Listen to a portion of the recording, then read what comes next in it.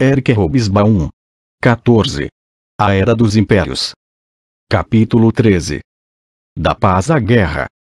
Durante o debate de 27 de março de 1900 expliquei que eu entendia por política mundial tão somente o apoio e o avanço nas tarefas geradas pela expansão de nossa indústria, de nosso comércio, da força de trabalho, da atividade e da inteligência de nosso povo.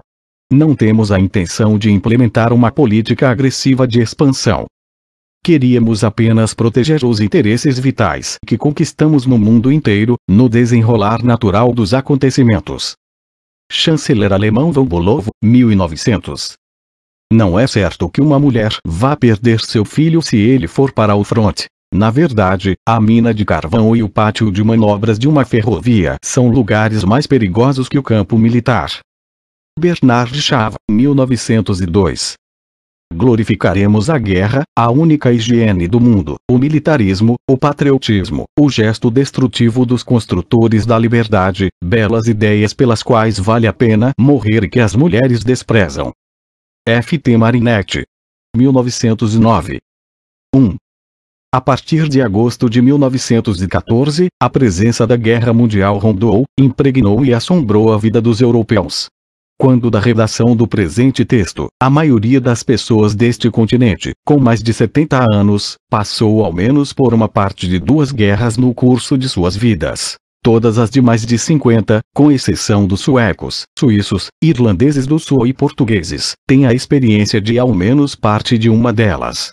Mesmo os nascidos depois de 1945, depois de as armas terem silenciado nas fronteiras dos países europeus, conheceram raros anos em que em algum lugar do mundo não houvesse guerra, e viveram a vida toda com o sombrio espectro de um terceiro conflito mundial, nuclear, mantido sob controle apenas pela infindável concorrência, visando a garantir a destruição mútua, como praticamente todos os governos lhes disseram. Como podemos chamar tal época de tempo de paz, mesmo que a catástrofe global esteja sendo evitada por quase tanto tempo quanto foi uma guerra importante entre potências europeias, entre 1871 e 1914? Pois, como observou o grande filósofo Thomas Hobbes, a guerra não consiste apenas na batalha, ou no ato de lutar, mas no lapso de tempo durante o qual o desejo de rivalizar através de batalhas é suficientemente conhecido. Quem pode negar que esta seja a situação do mundo desde 1945? Não era assim antes de 1914. A paz era o quadro normal e esperado das vidas europeias. Desde 1815 não houvera nenhuma guerra envolvendo as potências europeias. Desde 1871, nenhuma nação europeia ordenara a seus homens em armas que atirassem-nos de qualquer outra nação similar. As grandes potências escolhiam suas vítimas no mundo fraco e não europeu, embora às vezes calculassem mal a resistência de seus adversários. Os boers deram aos britânicos muito mais trabalho que o esperado e os japoneses conquistaram seu lugar entre as grandes nações ao derrotar a Rússia em 1904, 1905, surpreendentemente com poucos transtornos. No território da maior e mais próxima vítima potencial, o Império Otomano, há muito em processo de desintegração, a guerra era, de fato, uma possibilidade permanente, dado que os povos a ele submetidos procuravam se estabelecer ou se expandir como estados independentes e, por conseguinte, guerreavam entre si, arrastando as grandes nações em seus conflitos. Os Balcãs eram conhecidos como o barril de pólvora da Europa, e foi, de fato, ali que a explosão global de 1914 começou. Mas a questão oriental era um ponto conhecido da pauta da diplomacia internacional, e embora tivesse gerado crises internacionais sucessivas durante um século, inclusive uma guerra internacional bastante substancial, a Guerra da Crimeia nunca escapara totalmente ao controle. Ao contrário do Oriente Médio desde 1945, os Balcãs pertenciam, para a maioria dos europeus que não viviam ali, ao reino das histórias de aventuras, como as do autor alemão de literatura infantil Karl May, ou das operetas. A imagem das guerras balcânicas, no final do século XIX, era a do livro Arms and Themen, de Bernard Shaw, que, caracteristicamente, foi transformada em musical, The Chocolate Soldier, de um compositor vienense, 1908. A possibilidade de uma guerra generalizada na Europa fora, é claro, prevista, e preocupava não apenas os governos e as administrações, como também um público mais amplo. A partir do início da década de 1870, a ficção e a futurologia produziram, sobretudo na Grã-Bretanha e na França, sketches, geralmente não realistas, sobre uma futura guerra. Na década de 1880, Friedrich Engels já analisava as probabilidades de uma guerra mundial, enquanto o filósofo Nietzsche, louca porém profeticamente, saudou a militarização crescente da Europa e predisse uma guerra que diria sim ao animal bárbaro, ou mesmo selvagem, que existe entre nós.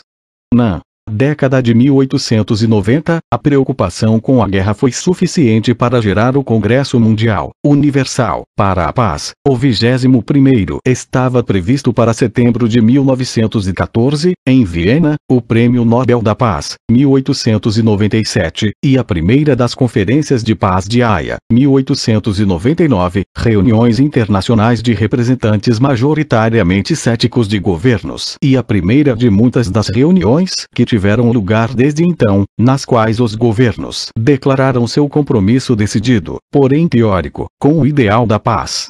Nos anos 1900, a guerra ficou visivelmente mais próxima e nos anos 1910 podia ser e era considerada iminente. E contudo sua deflagração não era realmente esperada. Nem durante os últimos dias da crise internacional, já irreversível, de julho de 1914, os estadistas, dando os passos fatais, acreditavam que realmente estivessem dando início a uma guerra mundial. Uma fórmula seria, com certeza encontrada, como tantas vezes no passado. Os que se opunham à guerra também não podiam acreditar que a catástrofe há tanto tempo predita por eles chegara. Bem no final de julho, depois de a Áustria ter declarado guerra à Sérvia, os líderes do socialismo internacional se reuniram, profundamente abalados, mas ainda convencidos de que uma guerra generalizada era impossível e que uma solução pacífica para a crise seria encontrada. Eu, pessoalmente, não acredito que haverá uma guerra generalizada, disse Victor Adler, chefe da social-democracia do Império Habsburgo, no dia 29 de julho. Nem aqueles que estavam apertando os botões da destruição nela acreditavam, não porque não quisessem, mas porque era independente de sua vontade. Como o imperador Guilherme, perguntando a seus generais, no último minuto, se a guerra, afinal de contas, não poderia ser situada na Europa Oriental se evitasse atacar a França e a Rússia, e ouvindo a resposta de que infelizmente isso era impraticável. Aqueles que haviam construído os mecanismos da guerra e ligado os interruptores agora estavam vendo, com uma espécie de incredulidade estupefata, as engrenagens começarem a se pôr em movimento. Para os que nasceram após 1914, é difícil imaginar como a crença de que uma guerra mundial não podia realmente acontecer estava profundamente enraizada no tecido da vida antes do dilúvio. Assim, para a maioria dos estados ocidentais, e na maior parte do tempo entre 1871 e 1914, uma guerra europeia era uma lembrança histórica ou um exercício teórico para um futuro indefinido. A principal função dos exércitos em suas sociedades durante esse período era civil. Serviço militar obrigatório, alistamento, agora era norma em todas as nações de peso, com exceção da Grã-Bretanha e dos Estados Unidos, embora, na verdade, nem todos os rapazes de fato se alistassem. E, com o ascenso dos movimentos de massa socialistas, generais e políticos às vezes ficavam nervosos, erroneamente, como veio a ser evidenciado, ao pensar em pôr armas nas mãos de proletários potencialmente revolucionários. Para os recrutas comuns, mais familiarizados com a servidão do que com as glórias da vida militar, entrar para o exército se tornou um rito de passagem que marcava a chegada de um garoto à idade adulta, seguido por 2 ou 3 anos de treinamento e trabalho duro, que se tornavam mais toleráveis devido à notória atração que a farda exerce sobre as moças. Para os suboficiais profissionais o exército era um emprego. Para os oficiais, um jogo infantil onde quem brincava eram os adultos, símbolo de sua superioridade em relação aos civis, de esplendor viril e de status social. Para os generais, era, como sempre, o terreno propício às intrigas políticas e ciúmes relativos à carreira, tão amplamente documentada nas memórias dos chefes militares. Para os governos e as classes dirigentes, os exércitos eram não só forças para enfrentar inimigos internos e externos, mas também um modo de garantir a lealdade, ou mesmo o entusiasmo ativo, de cidadãos com simpatias inquietantes por movimentos de massas que solapavam a ordem política e social. Junto com a escola primária, o serviço militar era talvez o mecanismo mais poderoso à disposição do Estado com vistas à inculcação do comportamento cívico apropriado, não menos importante, a transformação do habitante de um povoado no cidadão, patriota, de uma nação. A escola e o serviço militar ensinaram os italianos a compreender, se não a falar, a língua nacional oficial, e o exército fez do espaguete, anteriormente prato regional do sul empobrecido, uma instituição de toda a Itália.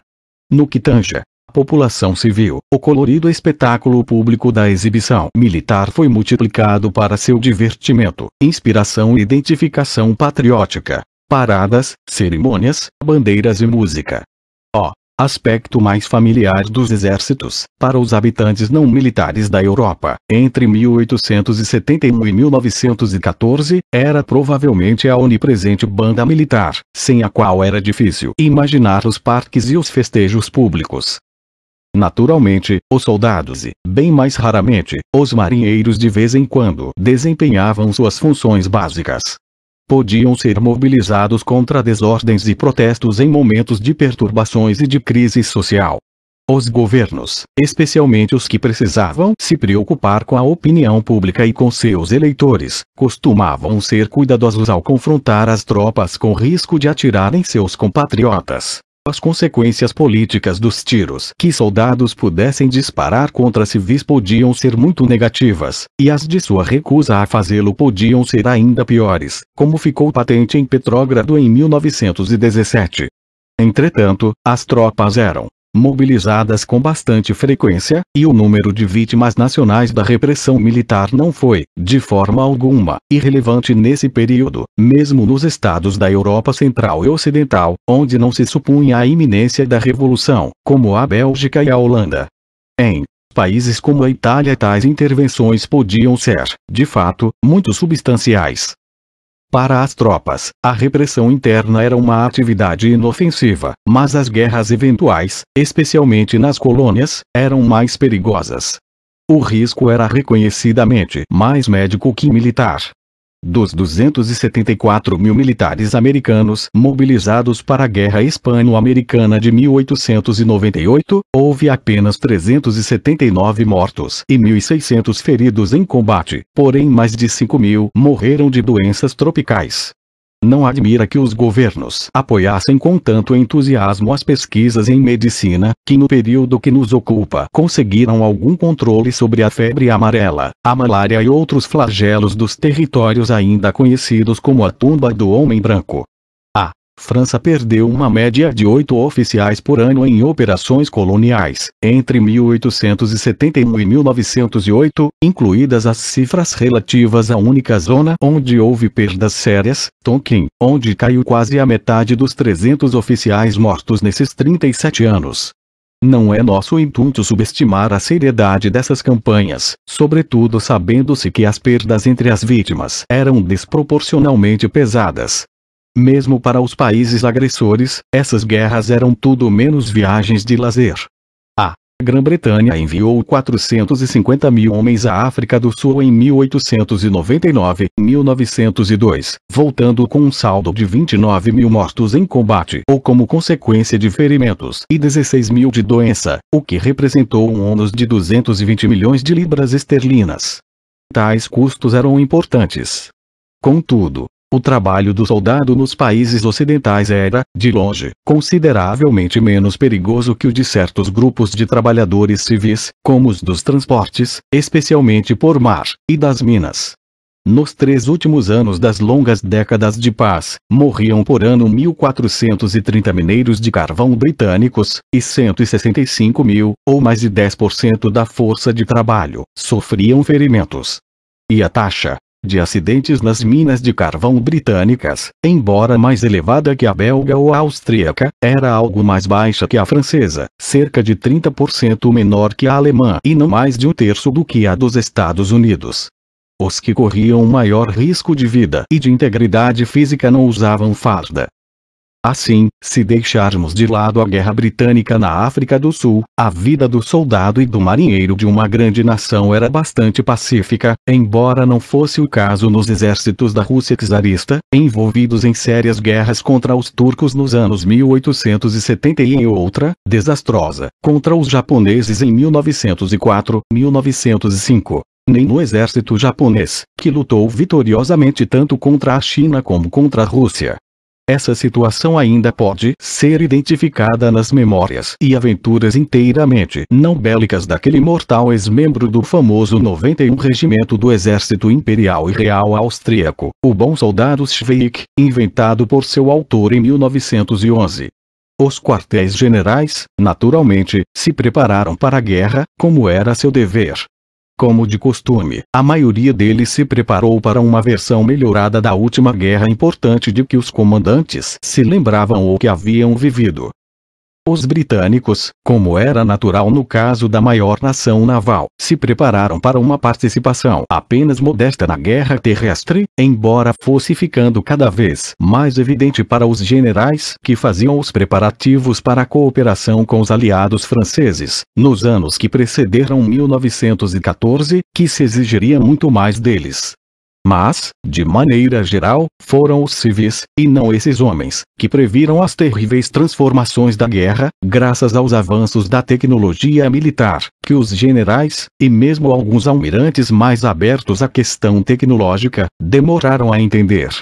Friedrich Engels, velho amante de assuntos militares, chamou muitas vezes a atenção sobre suas limitações, mas foi um financista judeu, Ivan Bloch, que em 1898 publicou em São Petersburgo os 6 volumes de seu Technical Economic and Political Aspects of the Coming War, um trabalho profético que predizia o empate militar da guerra de trincheiras, o que levaria a um conflito prolongado cujos custos econômicos e humanos intoleráveis exauririam os beligerantes ou os fariam mergulhar na revolução social. O livro foi rapidamente traduzido para numerosos idiomas, sem qualquer consequência no planejamento militar. Enquanto apenas alguns observadores civis compreendiam o caráter catastrófico da futura guerra, governos que não o entendiam se lançaram entusiasticamente à corrida para se equipar com os armamentos cuja nova tecnologia o propiciaria. A tecnologia da morte, já em processo de industrialização em meados do século, ver a Era do Capital, Capitão 4.2, avançou notavelmente nos anos 1880, não apenas devido a uma verdadeira revolução na rapidez e no poder de fogo das armas pequenas e da artilharia, mas também através da transformação dos navios de guerra por meio de motores turbina, de uma blindagem protetora mais eficaz e da capacidade de carregar muito mais armas. A propósito, até a tecnologia da morte civil foi transformada pela invenção da cadeira elétrica 1890, embora os algozes de fora dos Estados Unidos tenham permanecido fiéis a antigos e comprovados métodos, como o enforcamento e a decapitação. Uma consequência óbvia foi que os preparativos para a guerra se tornaram muito mais caros, especialmente porque os estados competiam uns com os outros para manter a primeira posição, ou ao menos para não cair para a última. Essa corrida armamentista começou de maneira modesta no final da década de 1880 e se acelerou no novo século, em particular nos últimos anos antes da guerra. Os gastos militares britânicos permaneceram estáveis nos anos 1870 e 1880, tanto em termos de porcentagem do orçamento total como per capita em relação à população. Mas passou de 32 milhões em 1887 a 44,1 milhões de libras esterlinas em 1898, 1899, e a mais de 77 milhões em 1913, 1914. E o crescimento mais espetacular foi o da Marinha, o que não é surpreendente, pois se tratava da ala de alta tecnologia de guerra, correspondente aos mísseis nos gastos modernos em armamentos. Em 1885, a Marinha custará ao Estado 11 milhões de libras, em torno da mesma ordem de grandeza que em 1860. Em 1913, 1914 custou mais de 4 vezes esse montante. No mesmo período, os gastos navais alemães aumentavam de modo ainda mais acentuado de 90 milhões de marcos por ano em meados da década de 1890 a quase 400 milhões. Uma consequência de gastos tão elevados foi a necessidade complementar de impostos mais altos, ou de empréstimos inflacionários, ou de ambos. Mas uma consequência igualmente óbvia, embora muitas vezes deixada de lado, foi que eles cada vez mais fizeram da morte em prol de várias pátrias um subproduto da indústria em grande escala.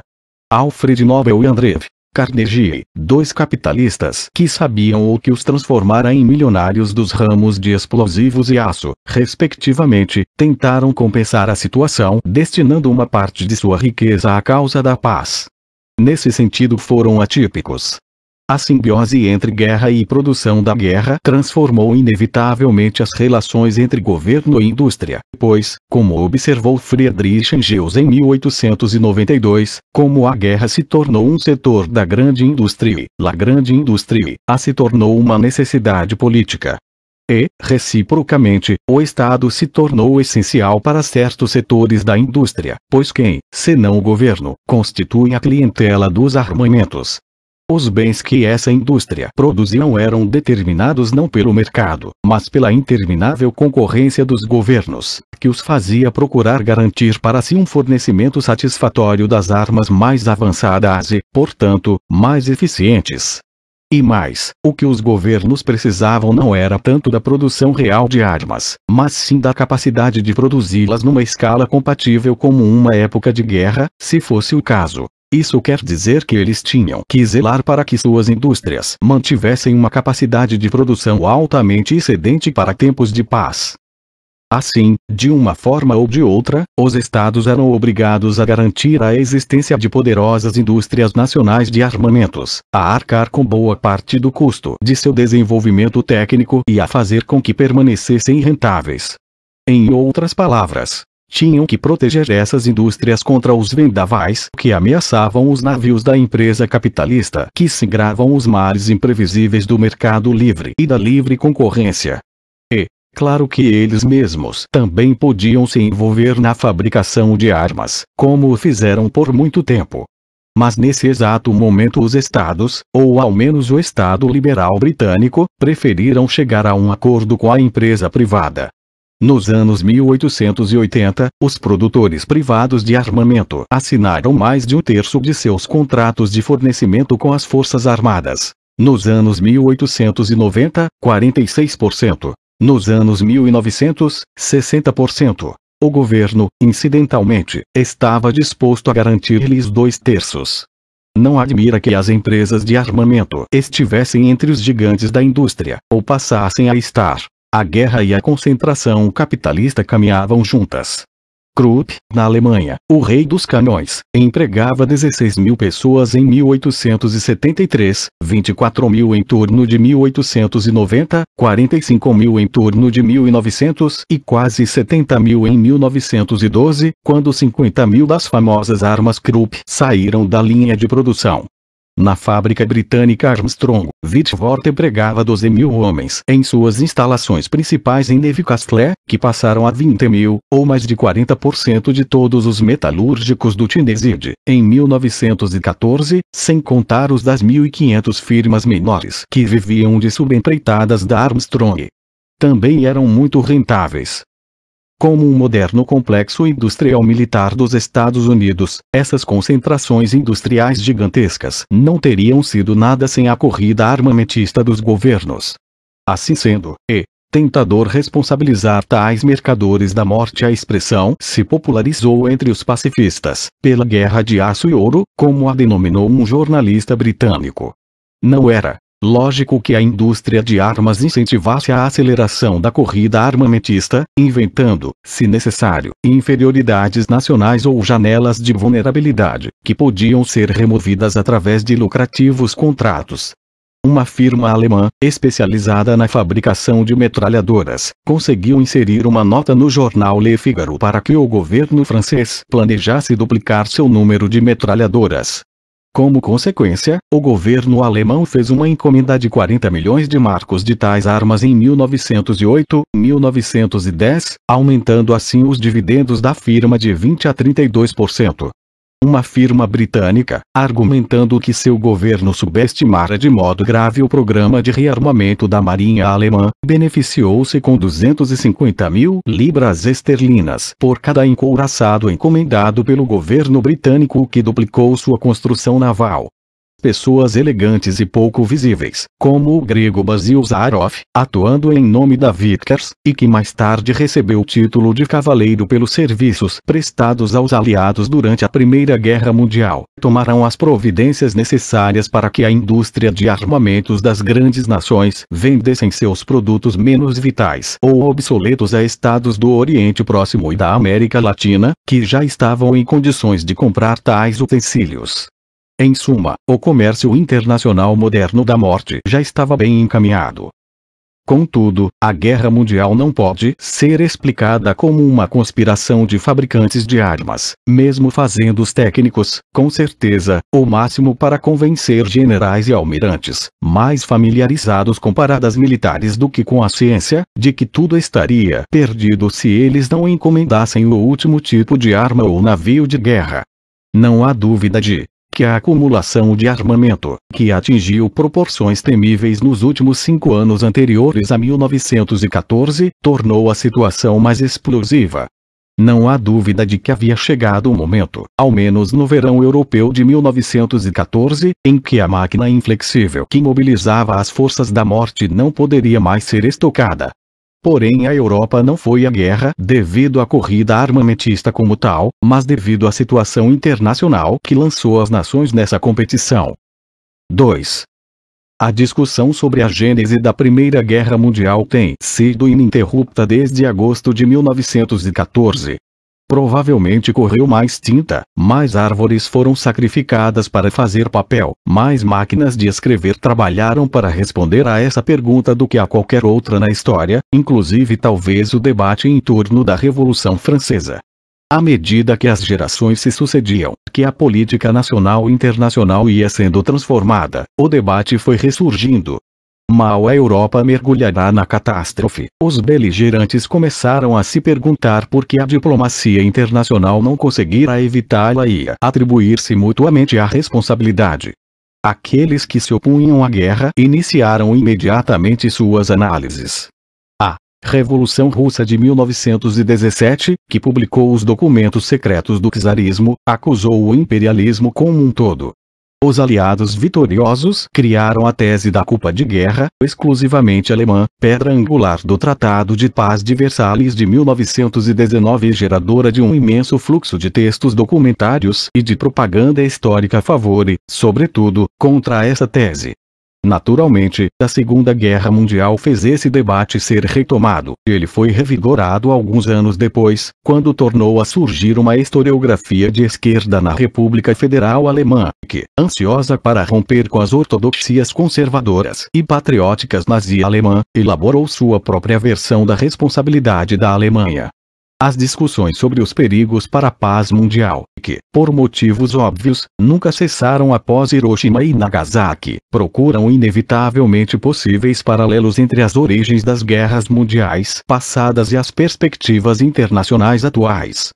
Enquanto os propagandistas preferiram a comparação com os anos anteriores à Segunda Guerra Mundial, Munique, os historiadores encontram cada vez mais similitudes entre os problemas dos anos 1980 e 1910. Assim, as origens da Primeira Guerra Mundial eram, uma vez mais, uma questão de importância candente e imediata. Nessas circunstâncias, qualquer historiador que tente explicar, como deve fazer um historiador do nosso período, por que ocorreu a Primeira Guerra Mundial, mergulha em águas profundas e turbulentas. Contudo, podemos ao menos simplificar essa tarefa eliminando perguntas a que o historiador não tem que responder. A mais importante delas é aquela da culpa de guerra, que se refere a um julgamento moral e político, mas tem a ver apenas perifericamente com os historiadores. C. Estamos interessados em saber por que um século de paz europeia cedeu lugar a uma época de guerras mundiais. Perguntar de quem foi a culpa é tão fútil quanto perguntar se Guilherme, o Conquistador, tinha um bom motivo legal para invadir a Inglaterra ou é para o estudo da razão pela qual os guerreiros da Escandinávia partiram para conquistar numerosas áreas da Europa nos séculos X e XI. É claro que nas guerras as responsabilidades muitas vezes podem ser identificadas. Poucos negariam que nos anos 1930 a atitude da Alemanha era essencialmente agressiva e expansionista e que a de seus adversários era essencialmente defensiva. Ninguém negaria que as guerras de expansão imperial em nossa época, como a Guerra Hispano-Americana de 1898 e a Sul-Africana de 1899-1902, foram provocadas pelos Estados Unidos e pela Grã-Bretanha e não por suas vítimas. Seja como for, todo mundo sabe que os governos de todos os estados do século XIX, por mais preocupados que estivessem com suas relações públicas, consideravam a guerra uma contingência normal da política internacional e eram honestos o bastante para admitir que bem podiam tomar a iniciativa militar. Os ministérios da guerra ainda não se chamavam, eufemisticamente, Ministérios da Defesa. Contudo, é indubitável que nenhum governo de qualquer uma das grandes potências de antes de 1914 queria, seja uma guerra europeia generalizada, seja mesmo, ao contrário dos anos 1850 e 1860, um conflito militar restrito com outra grande nação europeia. Isto é conclusivamente demonstrado pelo fato de que nos lugares onde as ambições políticas das grandes nações entravam em conflito direto, ou seja, nas zonas ultramarinas de conquistas e partilhas coloniais, seus numerosos confrontos eram sempre resolvidos por algum acordo pacífico. Até as mais graves dessas crises, as de Marrocos em 1906 e 1911, foram contornadas. Às vésperas de 1914, os conflitos coloniais não pareciam mais colocar problemas insolúveis às várias nações concorrentes, fato que tem sido usado, de modo bastante ilegítimo, como argumento para afincar que as rivalidades imperialistas foram irrelevantes na deflagração da Primeira Guerra Mundial. É evidente que as nações estavam longe de ser pacíficas, quanto menos pacifistas. Elas se prepararam para uma guerra europeia, às vezes erroneamente, mesmo fazendo seus ministros das relações exteriores o máximo para evitar o que eles unanimemente consideravam uma catástrofe. Nos anos 1900, nenhum governo tinha objetivos que, como os de Hitler em 1930, só pudessem ser atingidos por meio da guerra ou da ameaça constante de guerra. Até a Alemanha, cujo comandante do Estado-Maior defendeu em vão um ataque antecipado em 1904-1905 contra a França, enquanto sua aliada, a Rússia, estava imobilizada pela guerra e, mais tarde, pela derrota e pela Revolução, só usou a oportunidade oferecida pela fraqueza e isolamento temporários da França para fazer avançar suas reivindicações imperialistas sobre Marrocos, um problema administrável em torno do qual ninguém pretendia começar, nem começou, uma guerra importante. Nenhum governo de potências importantes, nem os mais ambiciosos, frívolos e irresponsáveis, queria uma guerra de grandes proporções.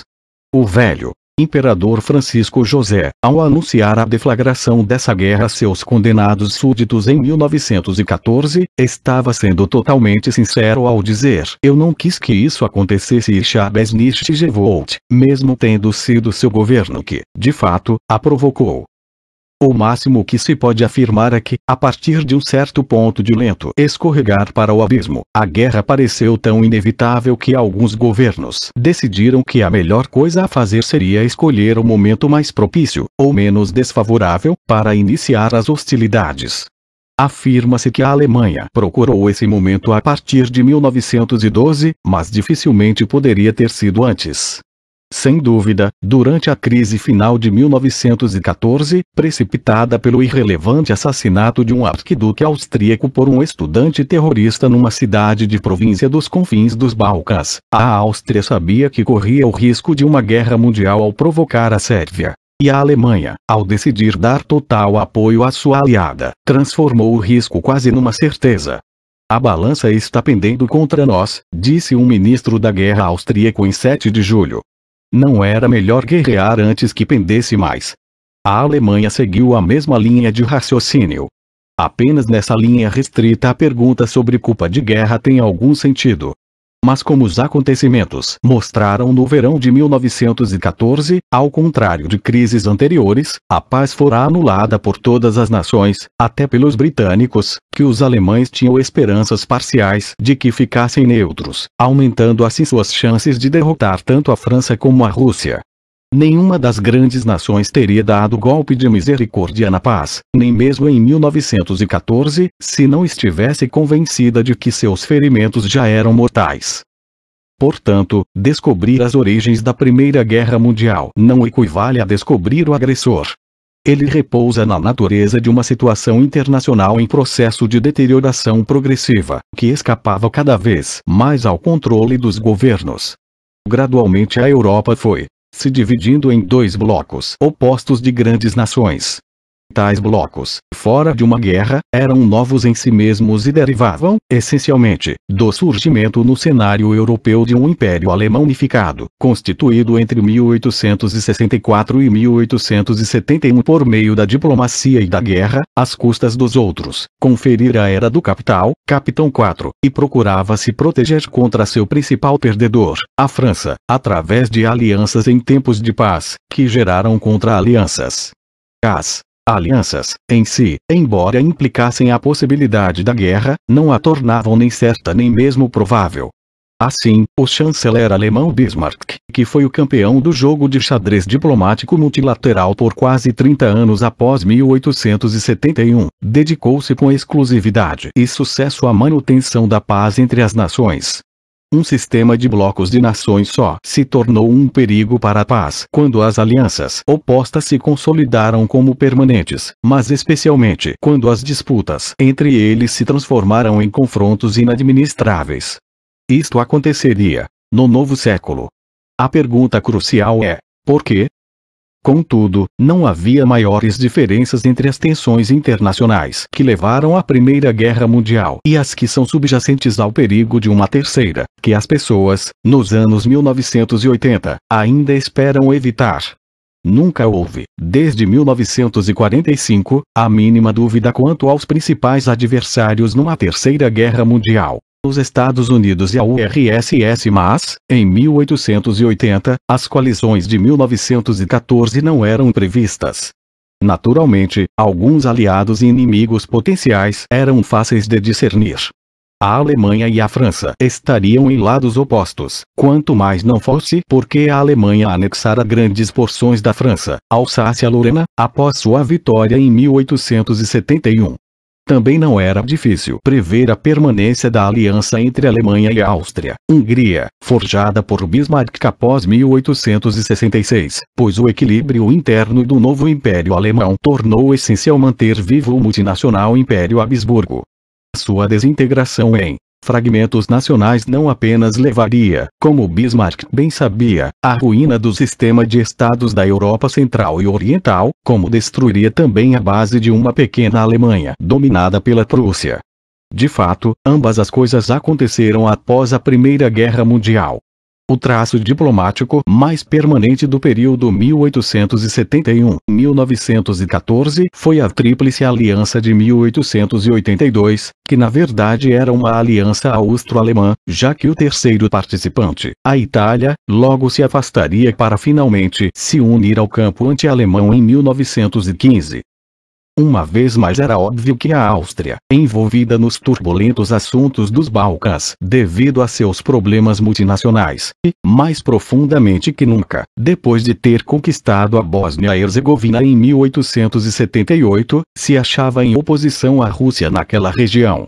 Embora Bismarck tenha feito o máximo para manter relações estreitas com a Rússia. Era previsível que cedo ou tarde a Alemanha seria forçada a escolher entre Viena e São Petersburgo e que só podia optar por Viena. Ademais, uma vez que a Alemanha tinha desistido da opção russa, como aconteceu no final da década de 1880, era lógico que a Rússia e a França se unissem, como de fato o fizeram em 1891. Friedrich Engels cogitara dessa aliança ainda nos anos 1880, naturalmente dirigida contra a Alemanha. Assim sendo, no início da década de 1890, dois grupos de nações se enfrentavam na Europa inteira.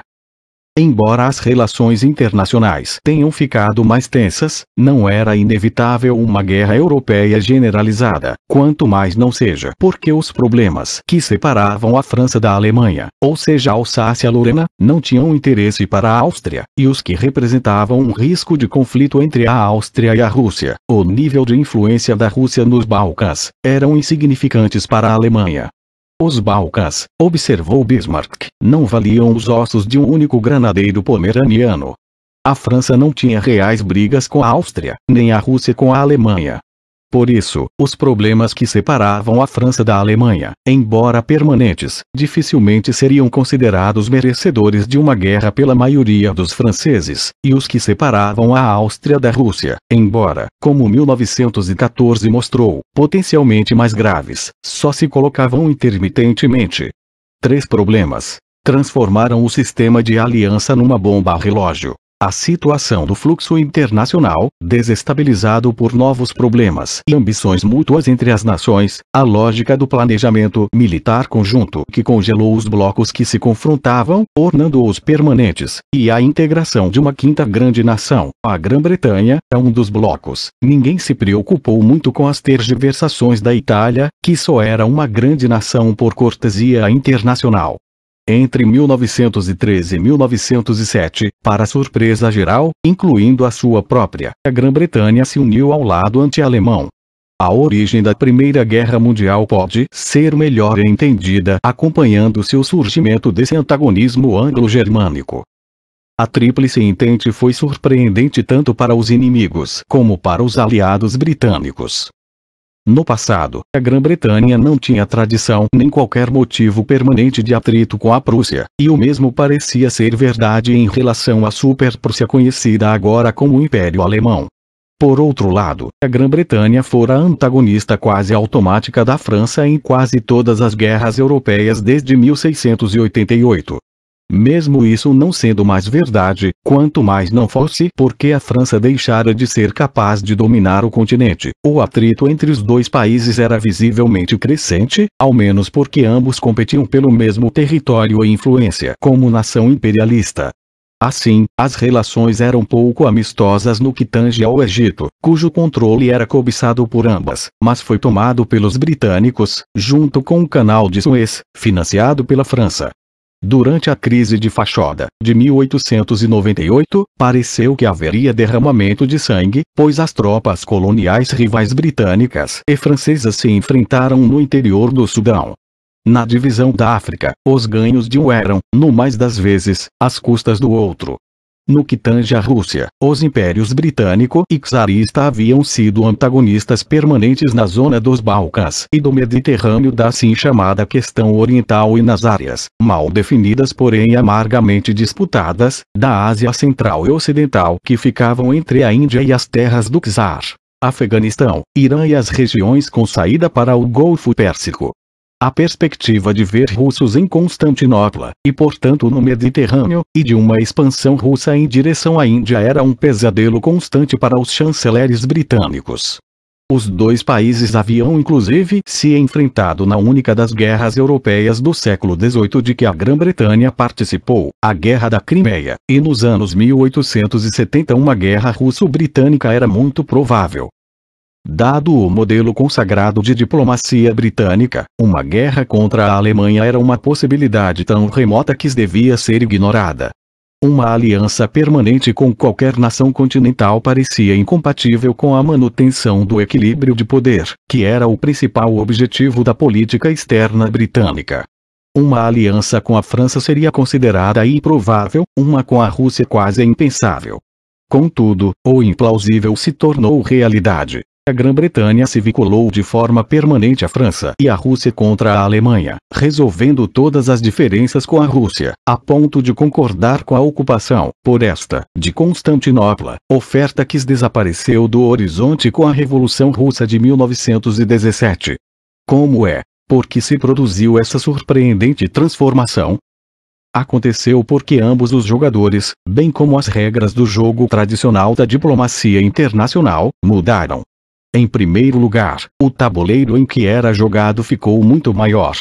A rivalidade entre as potências, confinada antes em grande medida à Europa e áreas adjacentes, com exceção dos britânicos, era agora global e imperial, fora a maior parte das Américas, destinada com exclusividade à expansão imperial dos Estados Unidos pela doutrina Monroe de Washington. Agora era igualmente provável que as disputas internacionais que tinham que ser resolvidas, para não degenerarem em guerras, ocorressem na África Ocidental e no Congo nos anos 1880, na China no final da década de 1890, no Maghreb, 1906, 1911, e no corpo em decomposição do Império Otomano, muito mais provavelmente que em torno de qualquer problema na Europa não balcânica. Ademais, agora havia mais dois jogadores. Os Estados Unidos, que, embora ainda evitando o envolvimento com problemas europeus, desenvolviam um expansionismo ativo no Pacífico, e o Japão. Na verdade, a Aliança Britânica com o Japão, 1902, foi o primeiro passo rumo à Tríplice Aliança, pois a existência daquela nova potência, que em breve mostraria que podia inclusive derrotar o Império Czarista na guerra, reduziu a ameaça que a Rússia representava para a Grã-Bretanha, fortalecendo assim a posição britânica. Tornou, portanto, possível o esvaziamento de antigas disputas russo-britânicas. A globalização do jogo de poder internacional transformou automaticamente a situação do país, que fora até então a única das grandes potências com objetivos políticos realmente mundiais. Não é exagero dizer que durante a maior parte do século XIX a função da Europa nos cálculos diplomáticos britânicos era ficar quieta para que a Grã-Bretanha pudesse dar continuidade às suas atividades, principalmente econômicas, no resto do planeta. Esta era a essência da combinação característica de um equilíbrio europeu de poder com a Pax Britânica, garantido pela única marinha de dimensões mundiais que controlava todos os oceanos e orlas marítimas do globo. Em meados do século XIX, todas as outras marinhas do mundo, juntas, mal ultrapassavam o tamanho da marinha britânica sozinha. No final do século já não era assim. Em segundo lugar, com o surgimento de uma economia industrial capitalista mundial, o jogo internacional se desenrolava em torno de apostas bastante diferentes. Isso não significa que, adaptando a famosa frase de Clausewitz, a guerra agora fosse apenas a continuação da concorrência econômica por outros meios. Esta opinião tentou os deterministas históricos à época, quanto mais não fosse porque observavam muitos exemplos de expansão econômica por meio de metralhadoras e canhoneiras. Entretanto, era uma simplificação grosseira. Mesmo tendo o desenvolvimento capitalista e o imperialismo responsabilidade na derrapagem descontrolada do mundo em direção a um conflito mundial, é impossível argumentar que muitos dos capitalistas fossem provocadores conscientes da guerra. Qualquer estudo imparcial das publicações do setor de negócios, da correspondência particular e comercial dos homens de negócios, de suas declarações públicas enquanto porta-vozes dos bancos, do comércio e da indústria mostra, de modo bastante conclusivo, que a maioria dos homens de negócios achava a paz internacional vantajosa para eles. De fato, a guerra em si era aceitável somente na medida em que não interferisse nos negócios como de costume, e a principal objeção do jovem economista Keynes, que ainda não era um reformador radical de sua área, era que a guerra não apenas matava seus amigos, mas também inviabilizava uma política econômica baseada nos negócios como de costume. Havia, naturalmente, expansionistas econômicos belicosos, mas o jornalista liberal Norman Angell exprimia quase com certeza o consenso do mundo dos negócios. A crença de que a guerra beneficiava o capital era grande ilusão, título de seu livro de 1912. De fato, porque os capitalistas, mesmo os industriais, com a possível exceção dos fabricantes de armas, desejariam perturbar a paz internacional, quadro essencial de sua prosperidade e expansão, se o tecido da liberdade internacional para negociar o das transações financeiras dependiam dela. Evidentemente, os que foram bem-sucedidos na concorrência internacional não tinham motivos de queixa. Assim como a liberdade de penetrar no mercado mundial não apresenta desvantagem para o Japão hoje, a indústria alemã podia estar bem contente com ela antes de 1914. Os perdedores pediriam, naturalmente, proteção econômica a seus governos, o que é, contudo, muito diferente de pedir guerra. Ademais, o maior dos perdedores potenciais, a Grã-Bretanha, resistiu até contra esses pedidos, e seus interesses econômicos permaneceram, em sua esmagadora maioria, vinculados à paz, apesar do constante temor da concorrência alemã, ruidosamente expressa nos anos 1890, e da penetração já efetiva do capital alemão e americano no mercado interno britânico. No que tange às relações anglo-americanas, podemos inclusive ir mais longe. Se apenas a concorrência econômica bastasse para uma guerra, a rivalidade anglo-americana deveria logicamente ter preparado o terreno para um conflito militar, como alguns machistas do entre-guerra ainda pensavam que fosse ocorrer. Contudo, foi precisamente entre os anos 1900 que o Estado-Maior Imperial Britânico abandonou até os mais remotos planos de emergência para uma guerra anglo-americana. Daí em diante, essa possibilidade ficou totalmente excluída. No entanto, o desenvolvimento do capitalismo empurrou o mundo inevitavelmente em direção a uma rivalidade entre os estados, à expansão imperialista, ao conflito e à guerra. Após 1870, como os historiadores mostraram, a passagem do monopólio à concorrência talvez tenha sido o fator isolado mais importante na preparação da mentalidade propícia ao empreendimento industrial e comercial europeu. O crescimento econômico também era luta econômica, luta que servia para separar os fortes dos fracos, para desencorajar alguns e endurecer outros, para favorecer as nações novas e famintas às custas das antigas. O otimismo em relação a um futuro de progresso indefinido cedeu lugar à incerteza e a um sentimento de agonia, no sentido clássico do termo. Tudo isso, por sua vez, reforçando e sendo reforçado pelo acirramento das rivalidades políticas, as duas formas de concorrência que surgiam. A economia mundial deixara totalmente de ser, como fora em meados do século XIX, um sistema solar girando em torno de uma estrela única, a Grã-Bretanha. Embora as transações financeiras e comerciais do planeta ainda, na verdade cada vez mais, passassem por Londres, a Grã-Bretanha já não era, evidentemente, a oficina do mundo, nem seu principal mercado importador. Ao contrário, seu declínio relativo era patente. Um certo número de economias industriais nacionais agora se enfrentavam mutuamente. Sob tais circunstâncias, a concorrência econômica passou a estar intimamente entrelaçada com as ações políticas, ou mesmo militares, do Estado. O ressurgimento do protecionismo durante a Grande Depressão foi a primeira consequência dessa fusão.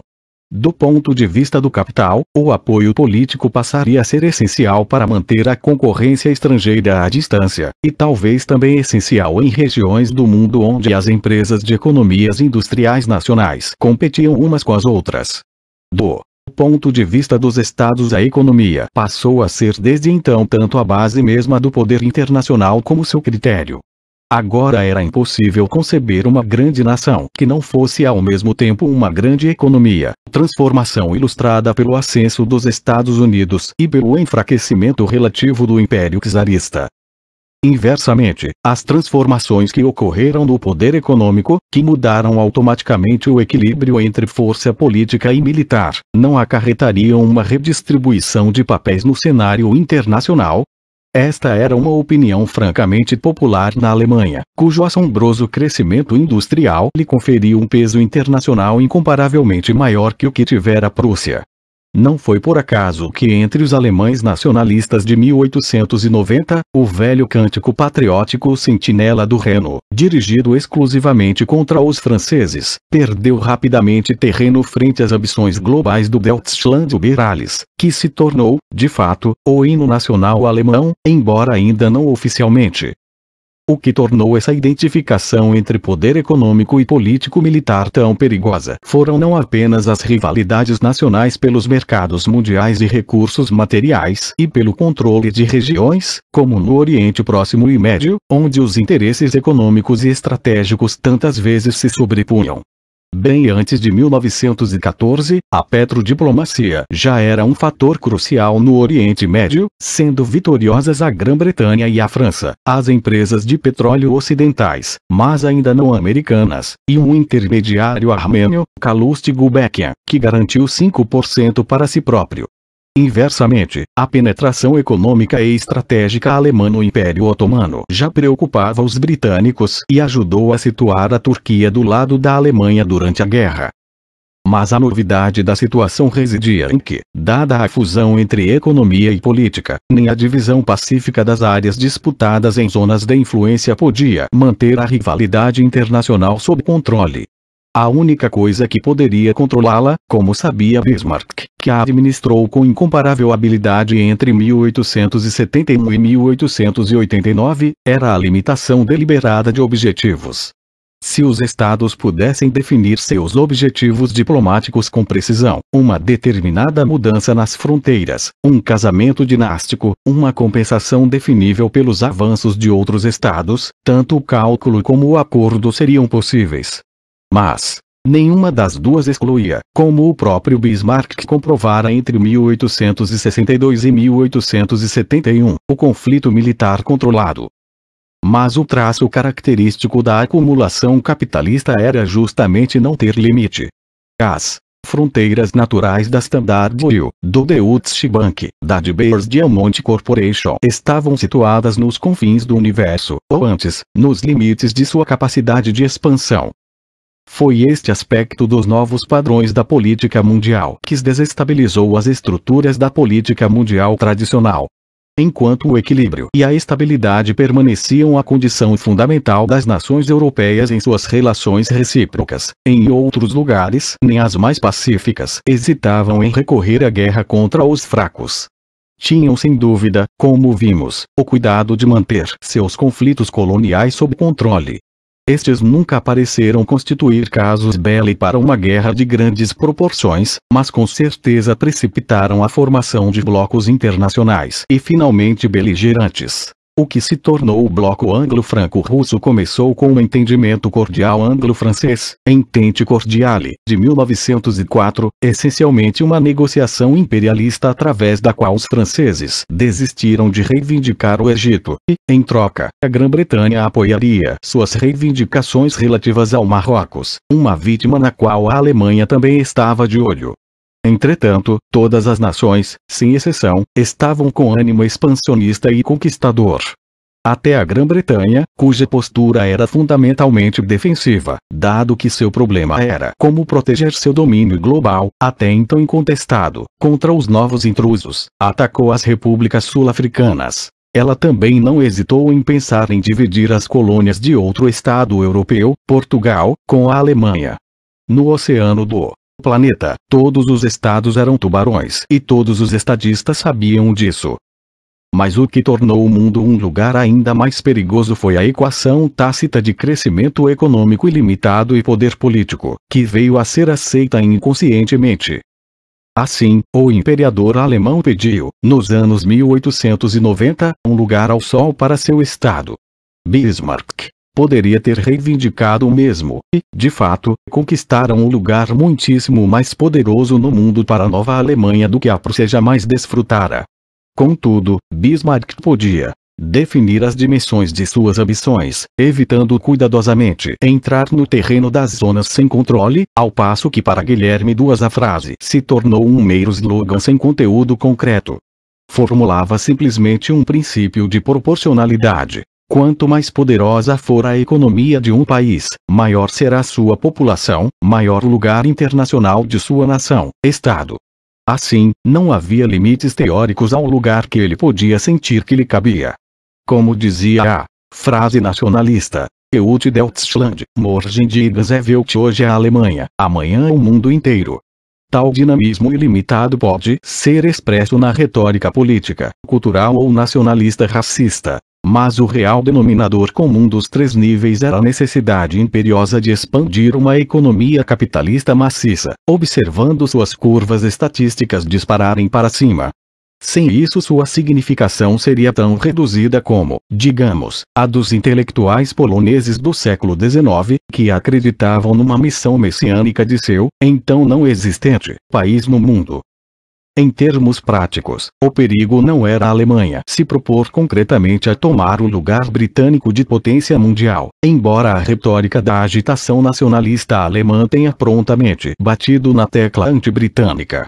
O perigo residia antes em que um poder global exigia uma marinha global, e a Alemanha empreendeu, 1897, portanto, a construção de uma grande esquadra de guerra, que tinha a vantagem incidental de representar não os velhos estados alemães, mas exclusivamente a nova Alemanha unificada, com um oficialato que representava não os Junkers prussianos ou qualquer outra tradição guerreira aristocrática, mas a nova classe média, ou seja, a nova nação. O próprio almirante Tirpitz, paladino da expansão naval, negou ter planejado uma marinha capaz de derrotar a britânica, afirmando que só queria uma força naval ameaçadora o bastante para forçar a Grã-Bretanha a apoiar as suas reivindicações globais e, especialmente, coloniais. Além disso, seria possível esperar-se que um país do porte da Alemanha não tivesse uma marinha à altura de sua importância. Do ponto de vista britânico, a construção de uma esquadra de guerra alemã, mais que um mero aumento da tensão para sua marinha já excessivamente comprometida a nível mundial e já superada pela soma das esquadras das nações rivais, antigas e modernas, significava o aumento das dificuldades em manter, sequer, seu objetivo mais modesto. O de ser mais forte que as duas outras maiores marinhas, combinadas, o padrão duas potências. Ao contrário de todas as outras, as bases da esquadra alemã estavam inteiramente no Mar do Norte, de frente para a Inglaterra. Seu objetivo não podia ser outro senão o conflito com a marinha britânica. Do ponto de vista britânico, a Alemanha era essencialmente um poder continental e, como importantes estudiosos da geopolítica como Sir Alfred Mackinder destacaram, em 1904, as grandes nações desse tipo já têm vantagens substanciais em relação a uma ilha de tamanho médio. Os interesses marítimos alemães legítimos eram visivelmente marginais, ao passo que o Império Britânico dependia profundamente de suas rotas marítimas, e de fato deixara os continentes, exceto a Índia, aos exércitos de estados cujo elemento era a terra. Mesmo se a esquadra de guerra alemã não fizesse absolutamente nada, inevitavelmente imobilizaria navios britânicos, dificultando, ou até impossibilitando, o controle naval britânico sobre águas consideradas vitais, como o Mediterrâneo, o Oceano Índico e a orla do Atlântico.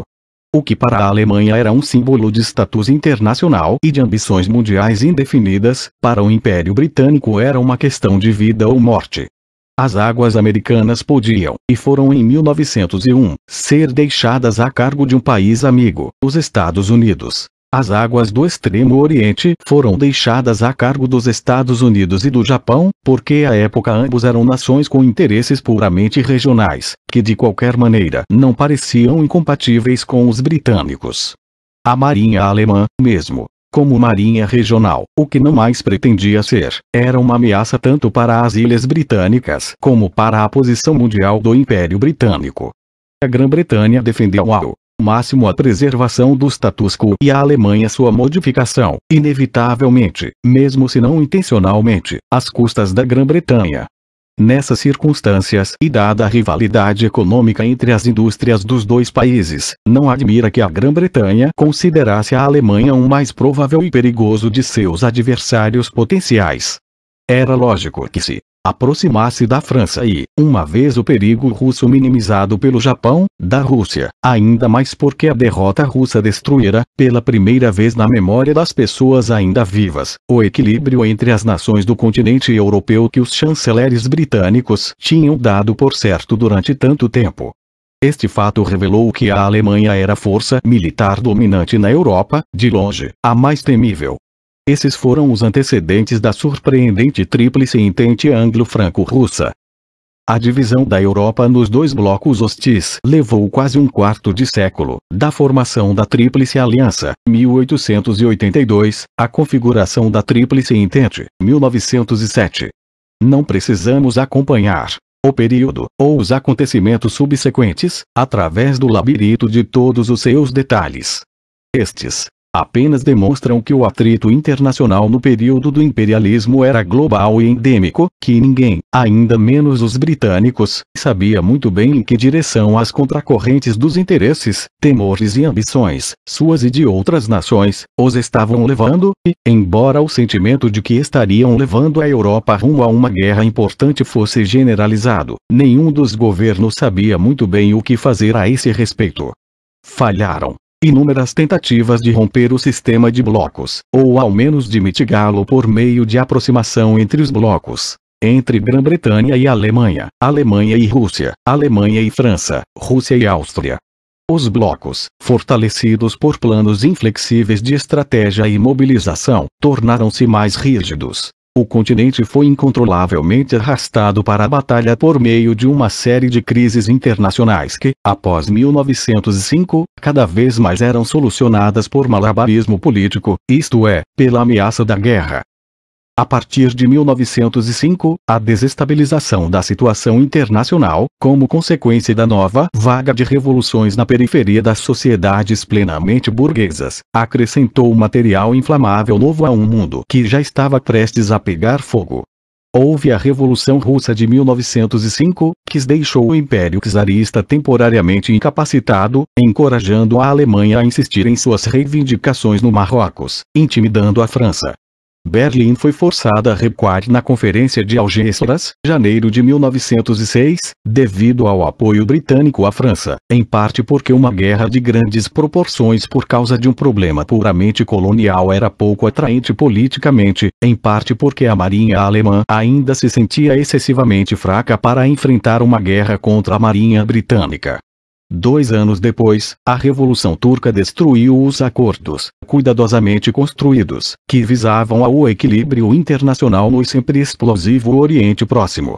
A Áustria aproveitou a oportunidade para anexar formalmente a Bósnia-Herzegovina, que anteriormente apenas administrava, precipitando assim uma crise com a Rússia, resolvida apenas com a ameaça de um apoio militar alemão à Áustria.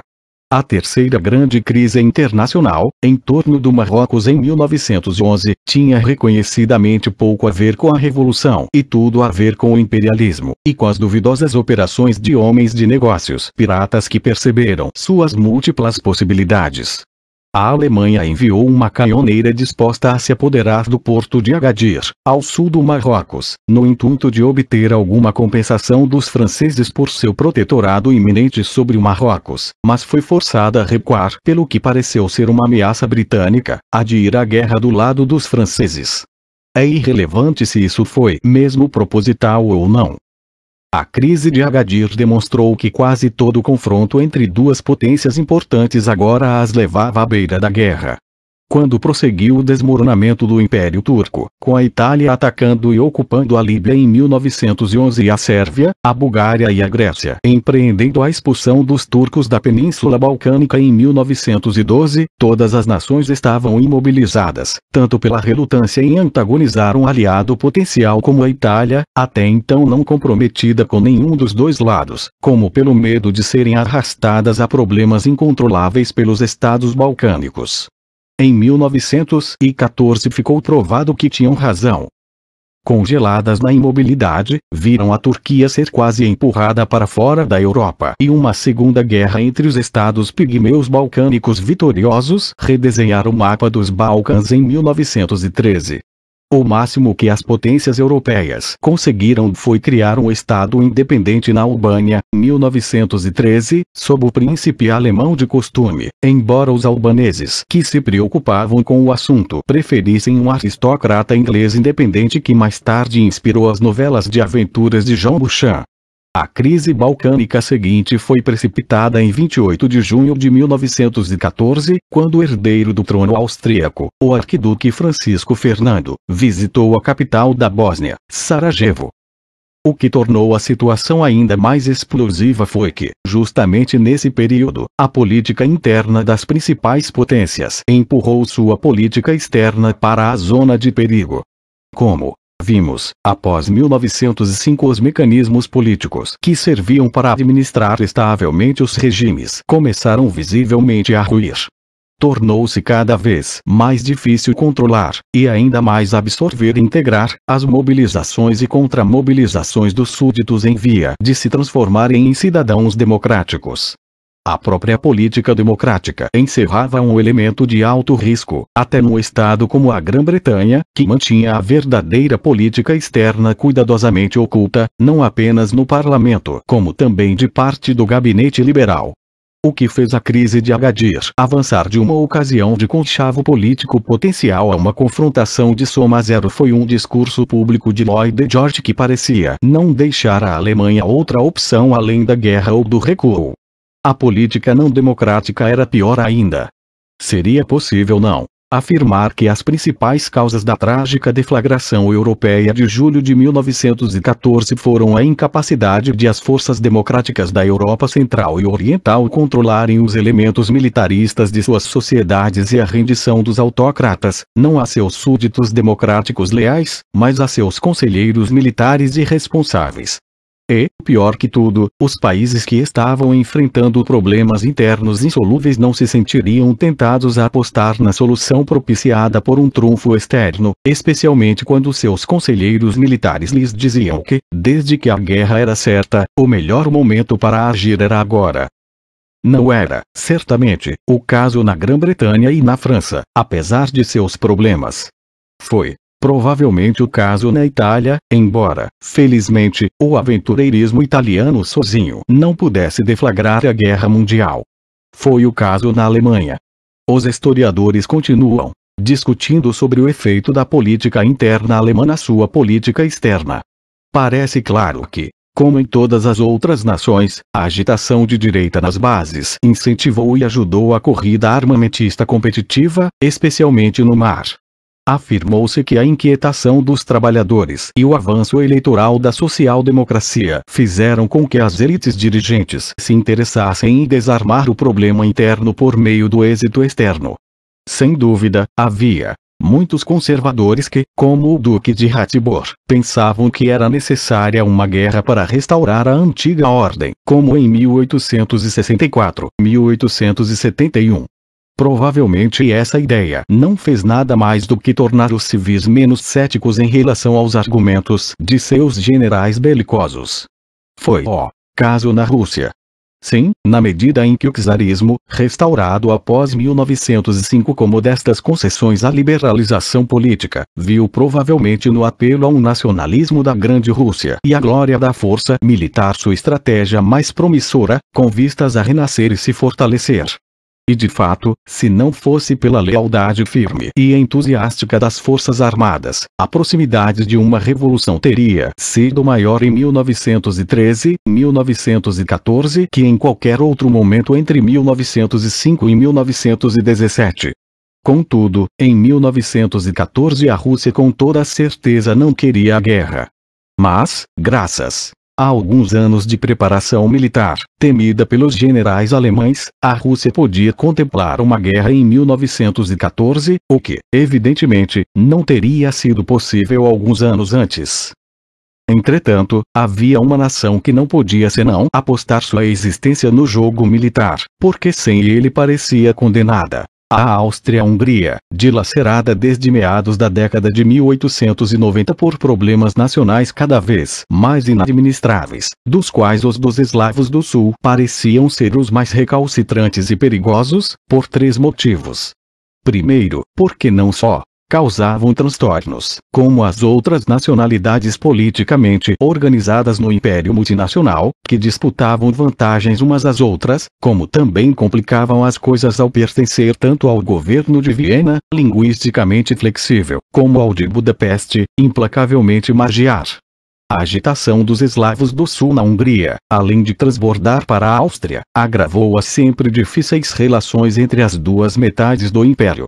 Segundo, porque o problema dos eslavos da Áustria não podia ser desenraizado da política balcânica e, na verdade, ambos estavam ainda mais entrelaçados desde a ocupação da Bósnia, em 1878. Ademais, já existia um Estado independente eslavo do sul, a Sérvia, sem contar Montenegro, um homérico pequeno estado montanhoso de pastores de cabras hostis, pistoleiros e príncipes bispos apreciadores das inimizades feudais e sangrentas e da composição de épicos heróicos, o que podia ser uma tentação para os eslavos do sul dissidentes no império. Terceiro, porque a derrocada do Império Otomano praticamente condenou o Império Habsburgo, salvo se este pudesse demonstrar, sem sombra de dúvida, que ainda era uma grande nação nos Balcãs, onde ninguém podia se meter. Até o fim de seus dias, Gavrilo Príncipe, o assassino do arquiduque Francisco Fernando, não conseguiu acreditar que sua minúscula iniciativa tivesse ateado fogo ao mundo.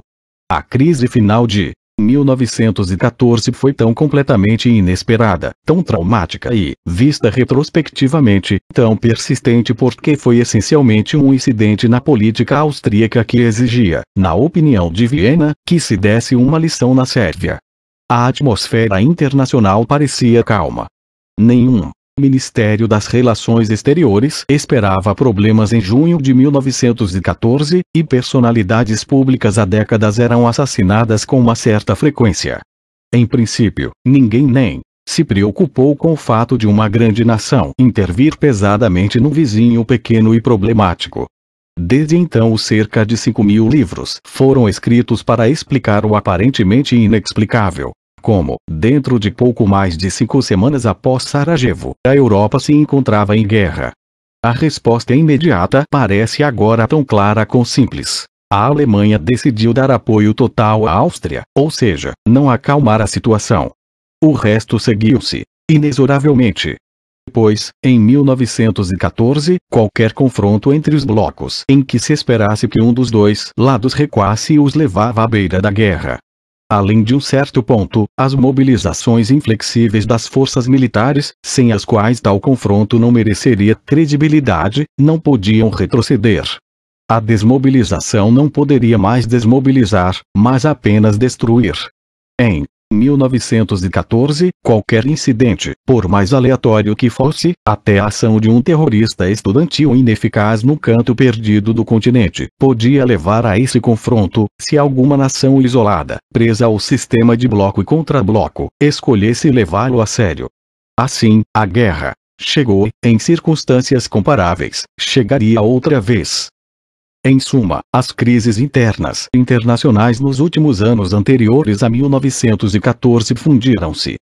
A Rússia uma vez mais ameaçada pela Revolução Social, a Áustria desafiada pela desintegração de um império múltiplo não mais controlável, e até a Alemanha polarizada e talvez ameaçada pelo imobilismo devido às suas divisões políticas, todos eles pendiam para o lado de seus militares e suas soluções.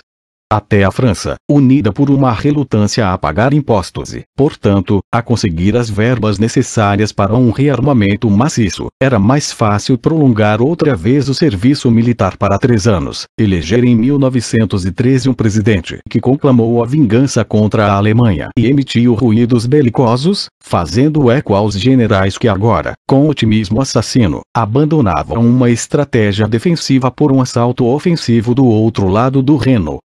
Os britânicos preferiam os navios de guerra aos soldados. A marinha sempre fora popular, uma glória nacional passível de ser aceita pelos liberais como protetora do comércio.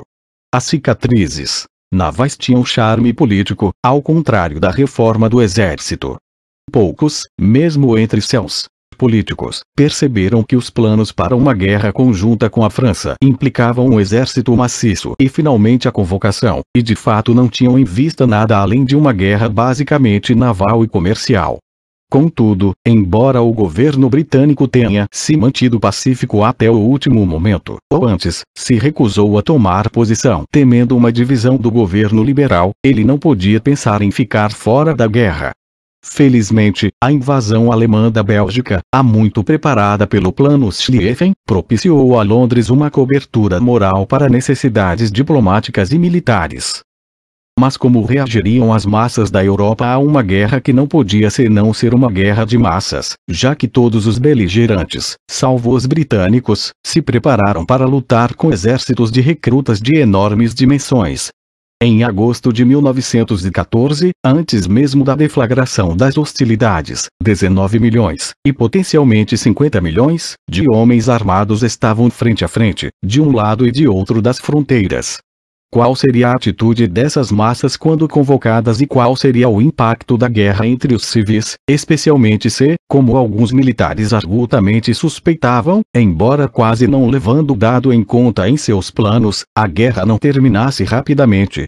Os britânicos eram particularmente sensíveis a esse problema, pois dispunham apenas de voluntários para reforçar seu exército regular modesto de 20 divisões, comparado com 74 da França, 94 da Alemanha e 108 da Rússia, porque as classes trabalhadoras eram sustentadas sobretudo com alimentos despachados de navio do ultramar, o que era extremamente vulnerável a um bloqueio, e porque nos anos imediatamente anteriores à guerra o governo enfrentara agitação e tensão sociais inéditas na memória das pessoas vivas à época. Uma situação explosiva na Irlanda.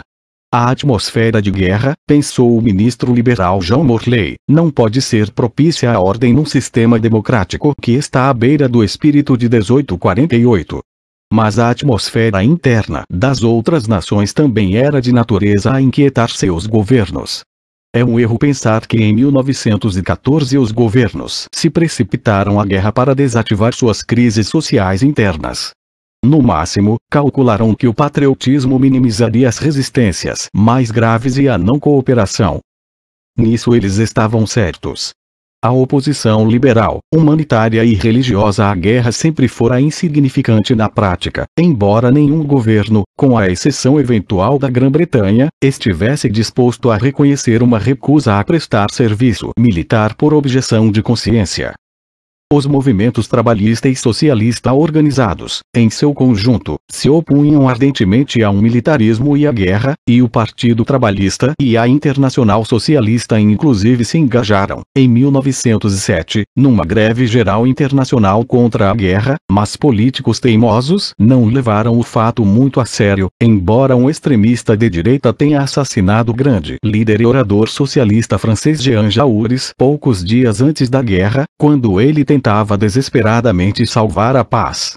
Os principais partidos socialistas foram contra essa greve, poucos acreditavam que fosse viável e, de qualquer maneira, como Jaurès reconheceu, uma vez deflagrada a guerra, não podemos fazer mais nada. Como vimos, o ministro do Interior da França nem se incomodou em prender os perigosos militantes anti-guerra, dos quais a polícia preparara cuidadosamente uma lista nesse intuito. A dissidência nacionalista não demonstrou imediatamente ser um fator grave. Em suma, a convocação do governo ao alistamento não enfrentou uma real resistência. Mas os governos se enganaram no que tange a um ponto crucial. Foram pegos totalmente de surpresa, assim como os que se opunham à guerra, pela extraordinária vaga de entusiasmo patriótico com que seus povos pareciam mergulhar num conflito no qual ao menos 20 milhões de pessoas seriam mortas ou feridas, sem contar os incalculáveis milhões de nascimentos que deixaram de acontecer e o excesso de mortes civis devido à fome e à doença. As autoridades francesas previam 5 a 13% de deserção. Na verdade, apenas 1,5% se esquivou ao recrutamento em 1914. Na Grã-Bretanha, onde havia mais forte oposição política à guerra e onde ela estava profundamente enraizada na tradição, tanto na liberal quanto na trabalhista e socialista, o número de voluntários nas primeiras 8 semanas foi de 750 mil, mais 1 milhão nos 8 meses seguintes. Os alemães, como previsto, nem sonharam em desobedecer às ordens. Como alguém vai poder dizer que não amamos nossa pátria quando após a guerra tantos milhares de nossos bons companheiros de partido dizem fomos condecorados por heroísmo? Assim escreveu um militante social-democrata alemão, tendo recebido a Cruz de Ferro em 1914. Na Áustria não foi só o povo dominante que foi abalado por uma breve onda de patriotismo. Como reconheceu o líder socialista austríaco Viktor Adler, mesmo entre as nacionalidades, lutar na guerra era uma espécie de libertação, uma esperança de que algo diferente viria. Até na Rússia, onde haviam sido previstos 1 milhão de desertores, todos, salvo poucos milhares dos 15 milhões, obedeceram à convocação. As massas seguiram as bandeiras de seus respectivos estados e abandonaram os líderes que se opuseram à guerra. Na verdade, deles restavam poucos, ao menos em público. Em 1914, os povos da Europa foram alegremente massacrar e ser massacrados, por pouco tempo, no entanto. Após a Primeira Guerra Mundial, isso nunca mais aconteceu. O momento os surpreenderá, mas não mais pelo fato da guerra, ao qual a Europa se habituaria, como alguém que vê uma tempestade se aproximando. De certo modo sua chegada foi amplamente sentida como uma libertação e um alívio, sobretudo pelos jovens da classe média, homens, muito mais que mulheres, embora menos pelos operários e menos ainda pelos camponeses. Como uma tempestade, ela rompeu o abafamento da espera e limpou o ar. Significou o fim da superficialidade e da frivolidade da sociedade burguesa, do tedioso gradualismo da melhoria do século XIX, da tranquilidade e da ordem pacífica que era a utopia liberal para o século XX e que Nietzsche denunciara profeticamente, junto com a pálida hipocrisia administrada por mandarins. Após uma longa espera no auditório, significou a abertura da cortina para o início de um drama histórico grandioso e empolgante do qual o público descobriu ser o elenco. Significou decisão. O fato de a guerra ter sido um momento da transposição de uma fronteira histórica, uma daquelas raras datas que marcam a periodização da civilização humana, teria sido reconhecido como algo mais que uma conveniência pedagógica? Provavelmente sim, apesar da esperança muito disseminada numa guerra curta, num retorno previsível à vida normal e à normalidade retrospectivamente identificada a 1913, presente em tantas das opiniões registradas de 1914. Até as ilusões dos jovens patriotas e militaristas que mergulharam na guerra como no elemento novo, como nadadores na pureza saltando, implicaram mudanças profundas. O sentimento da guerra como fim de uma época era talvez mais forte no mundo da política, embora poucos tivessem uma consciência tão clara como Nietzsche dos anos 1880 da era de guerras, levantes nos Sturze, explosões monstruosas Geuri que começara, ainda menos numerosos foram os de esquerda que, interpretando a seu próprio modo a guerra, nela viam esperança, como Lenin. Para os socialistas, a guerra era uma catástrofe dupla e imediata, pois, como movimento dedicado ao internacionalismo e à paz, foi subitamente reduzido à impotência, e a vaga de união nacional e patriotismo sob a direção das classes dirigentes tomou conta, embora momentaneamente, dos partidos e até do proletariado com consciência de classe dos países beligerantes. Entre os estadistas dos antigos regimes houve ao menos um que reconheceu que tudo mudara. As lâmpadas estão se apagando na Europa inteira, disse Edvard Grey ao ver as luzes da sede do governo inglês apagadas na noite em que a Grã-Bretanha e a Alemanha entraram em guerra. Não as veremos brilhar outra vez em nossa existência. Temos vivido, desde agosto de 1914, no mundo de guerras, levantes e explosões monstruosas que Nietzsche profeticamente anunciou. É isto que envolve a era anterior a 1914 com a névoa da nostalgia, uma tênue idade de ouro, de ordem e de paz, de perspectivas não problemáticas. Tais projeções passadas de bons velhos tempos imaginários pertencem à história das últimas décadas do século XX, e não das primeiras.